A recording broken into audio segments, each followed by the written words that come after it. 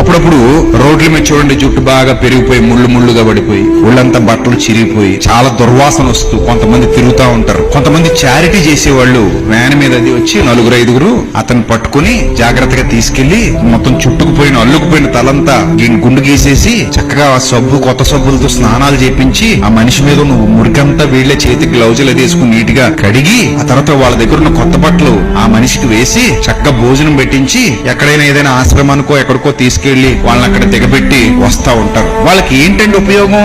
వాళ్ళకి ఏమైనా డబ్బులు వస్తాయి అలా చేస్తే? వాళ్ళకి ఏమైనా మేలా? లేదు, ఇతరుల్ని ప్రేమించి వాళ్ళు కూడా బాగుండాలి. ఇది దైవ కార్యక్రమం, దైవ సేవ. దేవుడు కోరుకుంటున్నాడు ఇలాగా సాటి మనిషిని ప్రేమించాలి, నిన్ను వలే నీ పొరుగువాణ్ణి ప్రేమించాలి అనే మంచి మనసుతో చేసేటువంటి కార్యక్రమాలు అవి. మదర్ తెరీసా లాంటి మంచి మనసు ఉంటే తప్ప అలాంటివి చేయటం అందరికీ సాధ్యం కాదు.